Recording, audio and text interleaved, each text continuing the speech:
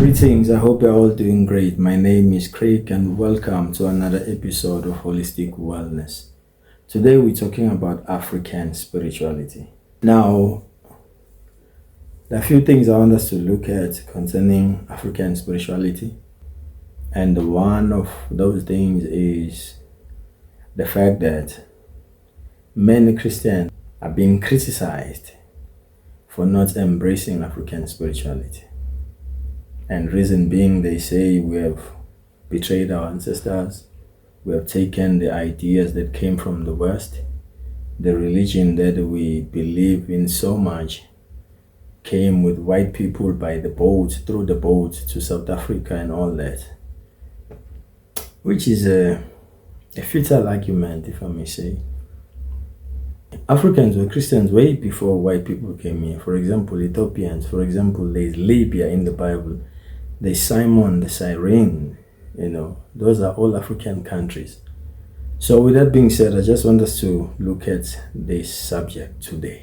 Some of the challenges that I've seen or that we have faced as Christians concerning African spirituality is that we are labeled as people who are delusional, who are lost, who are confused, who are taking ideas that don't even belong to us as African.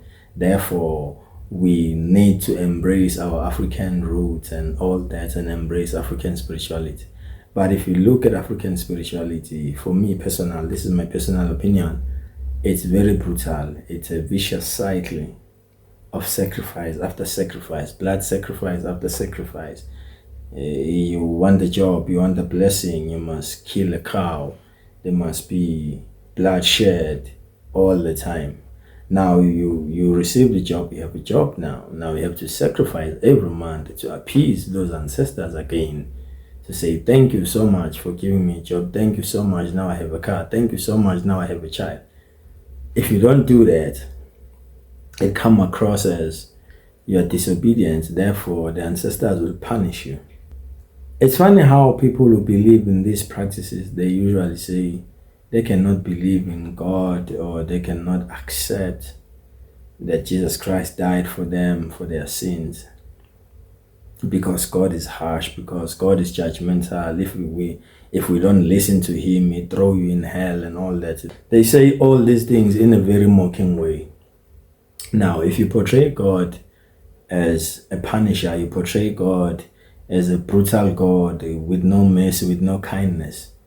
Look at ancestral worship. Look at how African spirituality is binding people. They are bound. People are literally slaves. Because every time you need something, you need to sacrifice. And every time you receive something, you need to sacrifice. I've seen people, not that I'm mocking them, I've seen people always have fresh spandlers on their arms. If you don't know what a spandler is, it's a skin bracelet, basically. It's from the cow, from the goat.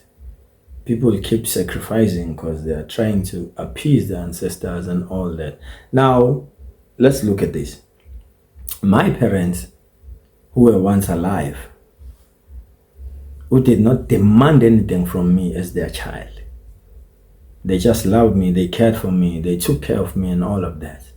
Now, suddenly, when they pass on, they become some form of a god or some form of a deity. Now they demand things all the time. They are always angry, they are always hungry, they are always in need of something from me. But when they were alive, they were not doing the same thing. How does that make sense? Make it make sense to me. Now, another thing I want to clarify, human beings will always be human beings. When we die, we don't become something greater, something better, something now we have power to do things for people in the world. That's not true. Human beings were created to be human. Even when they die, they don't become angels. They become human beings, but in the spiritual world now. There is no way my father or my mother or any relative of mine have passed on. There is no way that when they've passed on now, they have some power to do things. They have some power to open doors or close doors of blessings. That does not make sense. These are created beings who were created by God. A few issues that I have with African spirituality. Number one, It doesn't have a foundational doctrine or teaching. It's not clear. There is no standard pattern or standard teaching to say this is how African spirituality operates, or this is how we're supposed to practice it. For example, someone from Nigeria might be practicing African spirituality in a different way. Someone from South Africa, same thing. It's a different way. But we are all saying we're practicing what? African spirituality. It's not a uniform religion or a uniform practice. It's different for each and every African person, depending where you are located as an African. That's the first thing I have a problem with.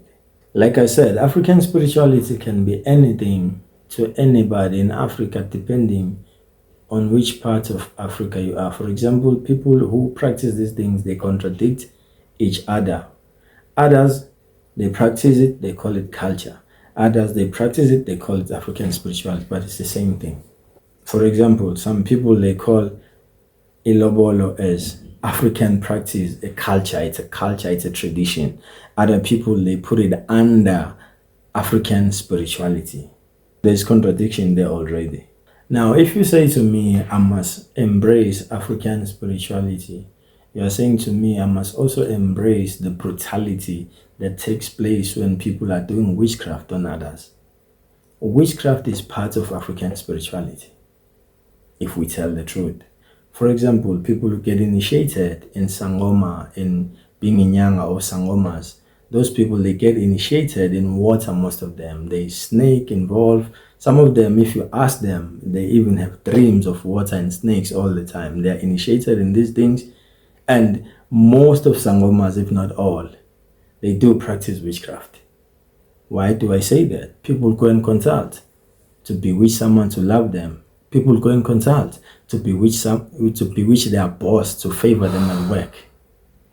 And you are telling me that I'm lost if I'm a Christian. I need to embrace this brutality that is being done on other people. I need to embrace that and say, this is part of who I am. These are my roots. That does not make sense. African spirituality promotes the worship, the appeasing, or the acknowledgement, as some say, the acknowledgement of the dead. I cannot reconcile myself with that. I do not understand how worshiping someone who has passed on brings life to me. If we have to worship the dead, then we neglect the worship of the one who has given us life, the one who gave them life, the one who created them. God does not want us to create idols, to worship idols, whether it be men or be things that we have.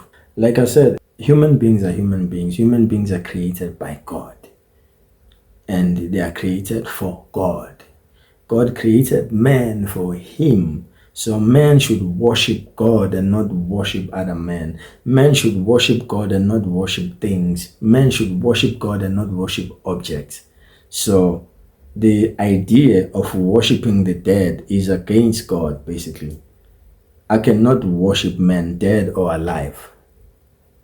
That's not what God has created us for. God has not created us for that. So with that being said, thank you so much for watching. Please do drop a comment, subscribe. Have a lovely day. Goodbye.